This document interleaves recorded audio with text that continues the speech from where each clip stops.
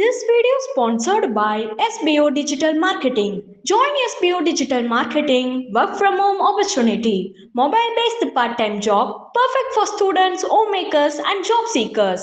Use your free time to earn. No fixed hours. Work at your convenience. Just share and publish content. Simple tax, no selling or no referral. Have a Facebook, Instagram or YouTube account. You are already eligible. Earn daily income with instant payouts. Start from day one.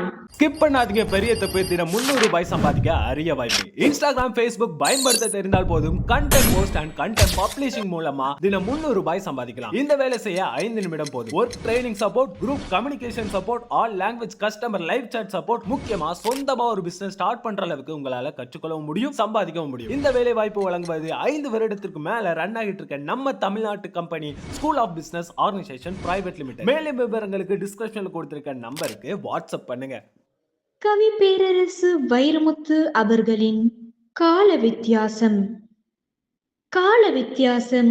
ஓடை நீரில் மீன்கள் பின்னால் ஓடித் திரிந்தது ஒரு காலம். கோடை மணலில் கால்கள் வெந்து குழைந்து போனதும் ஒரு காலம். ஈசாப் நீதி கதைகளுக்குள்ளே இதயம் கரைந்தது ஒரு காலம்.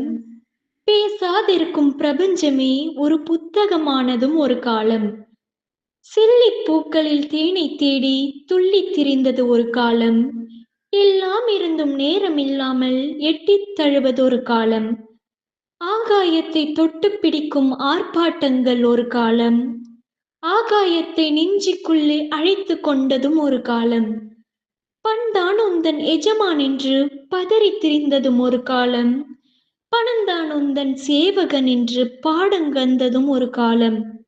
அதுவோ இதுவோ எதுவோ இன்றி ஆசை வளர்த்ததும் ஒரு காலம். இதற்கு தானா இவ்வளவு வென்று இடுப்பை பிடித்ததும் ஒரு காலம். காதலின்றேல் சாதலின்றே கவிதை சொன்னதும் ஒரு காலம்.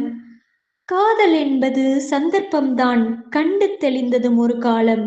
சொல்லி சொல்லி உணவு சமைத்து தொப்பை வளர்த்ததும் ஒரு காலம். மில்லிகிராமில் உணவை அளந்து மென்று முடிப்பதும் ஒரு காலம். தன்னை வெல்ல ஆள் இல்லை என்றே தருக்கித் திரிவதும் ஒரு காலம். சின்ன குழையில் காற்றை செலுத்தி ஜீவன் வளர்ப்பதும் ஒரு காலம். பூமி தனக்கே சொந்தம் என்று புலம்பித் திரிவதும் ஒரு காலம். பூமிக்கே நீ சொந்தம் என்று புரிந்து தெளிவதும் ஒரு காலம். நதி மூலம்.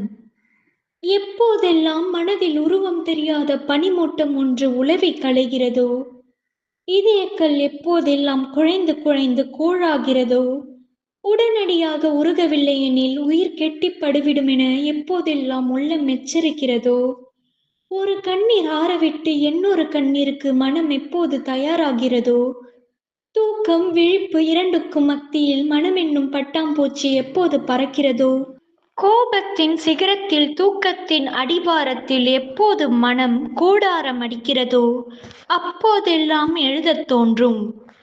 ஒரு மொட்டை உடையும் சப்தம் கேட்க எப்போது பூமி நிசப்தம் ஆகிறதோ, கூட்டுப் பறவைகளின் முதல் பாடல் அதிகாலை இருட்டை எப்போது உடைக்குமோ, எப்போதெல்லாம் என் ஜன்னலுக்கு பக்கத்தில் மழை பெய்கிறதோ, ஆற்றுக்குள் யாரோ துணி துவைக்கும் சுதியில் சேர்ந்தோ சேராமலோ குயில் பேடு எப்போது கூவித் திரியுமோ, கூப்பிடுறத்தில் கூடவே நிலா வர பழைய சாலை வழி எப்போதெல்லாம் பயணம் நிகழ்கிறதோ, அப்போதெல்லாம் எழுதத் தோன்றும்.